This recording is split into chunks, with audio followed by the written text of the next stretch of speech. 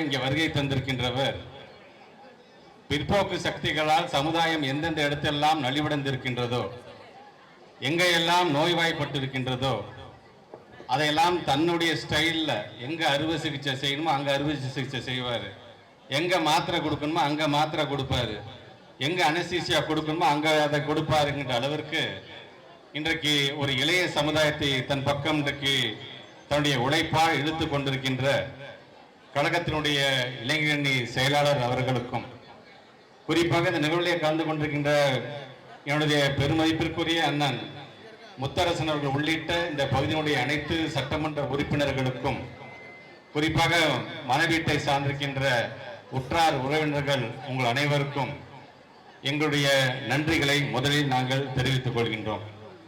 இன்னும் 3 நாட்களில் தன்னுடைய 47வது வயதை கடந்து 48வது வயதில் அடியெடுத்து வைக்க இருக்கின்ற நம்முடைய கழகத்தினுடைய இளைஞரணி செயலாளர் அவர்களுக்கு தமிழ்நாட்டில் எந்த மாவட்டத்தில் நின்று வாழ்த்து சொல்றதை காட்டிலும் உரிமையோடு சொல்லக்கூடிய ஒரு மாவட்டம். ஏன்னா மாவட்டமே அவருடைய மாவட்டம். இங்கிருந்து அவருக்கான அந்த வாழ்த்துக்களை நாம் தெரிவித்துக் கொள்வோம்.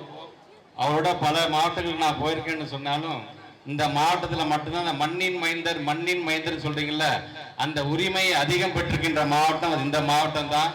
பல பேர் சால்வை கொடுப்பாங்க, பல பேர் மலர் தூவாங்க. இந்த ஊர்ல மட்டும்தான் காலம்புரை பார்க்குறேன், பட்டாணிலேருந்து கடல்ல வரைக்கும் நம்ம பிள்ளைய பசியோட போகக்கூடாது என கொடுக்கக்கூடிய ஒரு தொண்டர்களை பெற்றிருக்கின்ற ஒரு பகுதி. குறிப்பாக அண்ணன் மனோகரனுடைய உழைப்பு என்று எடுத்துக்கொண்டால் சொல்ல போனா இன்னைக்கு பல வேலை இல்லை என்று சொன்னால் தமிழ்நாட்டு முதலமைச்சரே வந்து கலந்து கொள்ளுகின்ற அளவிற்கு ஒரு இயக்கத்திற்கு உண்மையான ஒரு தொண்டனாக இருக்கக்கூடியவர் அண்ணன் மனோகரன் அவர்கள். இன்றைக்கு அவர் வரவில்லை என்று சொன்னாலும் அவரிடத்தில் வைத்து நாம் அழகு பார்த்து கொண்டிருக்கின்ற நம்முடைய துணை முதலமைச்சரே வந்திருக்கார். இதை விட அவர் என்ன நமக்கு பெருமை வேண்டும் என்ற அளவிற்கு மனவீட்டை சார்ந்திருக்கின்றவர்களுக்கும், மணமக்கள் படித்தவர்கள், நீங்கள் இல்லற வாழ்க்கையில் ஒளியை இன்றைக்கு நீங்கள் ஏற்றி வையுங்கள்.